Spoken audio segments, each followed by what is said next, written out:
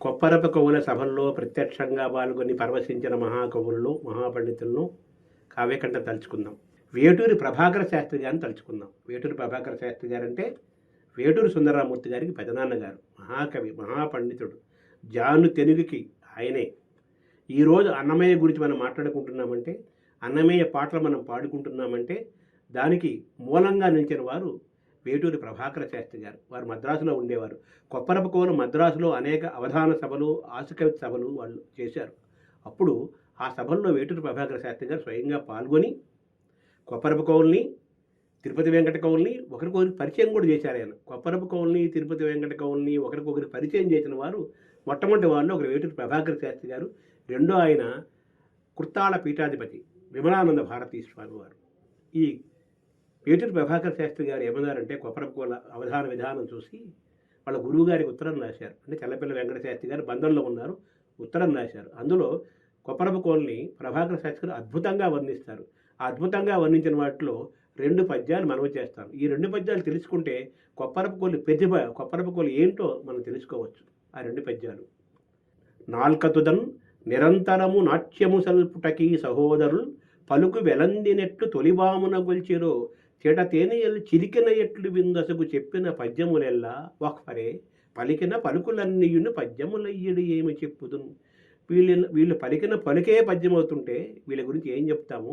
నాల్కతుదం నిరంతరము నాట్యము సల్పుటకి సహోదరులు పలుకు వెలందినెట్లు తొలిబామున కొల్చిరో. ఏ జన్మలో సరస్వతీదేవిని ఏ విధంగా కొల్చారో వాళ్ళు పలికిన పలుకంతా కూడా అద్భుతంగా ఉంటుంది.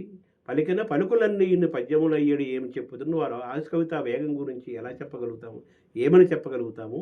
నాల్కతుదం నిరంతరము నాట్యము సల్పుటకి సహోదరులు పలుకు వెలందినెట్టు తొలిబామున గొల్చిరో తేట తేనెయలు చిలికన ఎట్లు విందసుకు చెప్పిన పద్యములెల్లా. వీళ్ళు చెప్పిన ప్రతి పద్యాల్లో కూడా తేట తేనెయలు చిలుగుతాయట. చెప్పిన వారు ఎవరు? వేటూరి ప్రభాకర శాస్త్రి గారు. దీని కొనసాగింపుగా వేటూరి సుందరరామూర్తి గారు ప్రభాకర శాస్త్రి గారి ద్వారా కొప్పరపు కవుల గురించి విని, విశ్వనాథ సత్యనారాయణ గారి ద్వారా కూడా విని, ప్రభాకర శాస్త్రి గారి కుమారుడు వరసైన వేటూరి సుందరరామూర్తి గారి ప్రఖ్యాత గేయ రచయిత ఆయన ఏమన్నారు తెలుసా కొప్పరపు కవుల గురించి?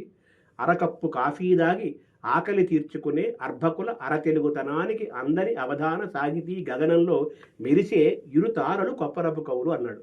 అరకప్పు కాఫీ దాగి ఆకలి తీర్చుకునే అర్భకుల అరతెలుగుతనానికి అందని అవధాన సాహితీ గగనంలో మెరిసే ఇరుతారలు కొప్పరపు కవులు. కొప్పరపు కవులు, తిరుపతి వెంకట కవులు అభేద కవితా స్వరూపాలను మరి ఇంకో మాట కూడా అన్నాడు. అంటే మనం పూర్తిగా ఒక కప్పు కాఫీ తాగే జీర్ణం చేసుకునే శక్తి కూడా మనకు లేదు. అలాగే మనం మాట్లాడే తెలుగులో సగం ఇంగ్లీష్ వస్తుంది, సగం తెలుగు వస్తుంది. అలాగే మనకున్న తెలుగు వ్యాకరణ ఛందస్సు జ్ఞానం కూడా తగ్గిపోతుంది.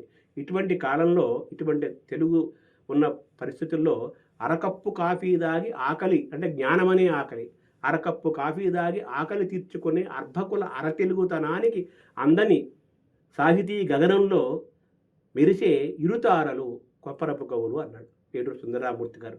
అప్పటి వేటూరి ప్రభాకర శాస్త్రి గారు స్వయంగా కొప్పరపు కవులకి ప్రత్యక్ష సాక్షి. వాళ్ళ ప్రతిభకు సుందరరామూర్తి గారు వారి చరిత్ర ఎరిగిన వారు. ఈరోజు ఇద్దరు మహనీయులు తలుచుకున్నాము. నమస్కారం.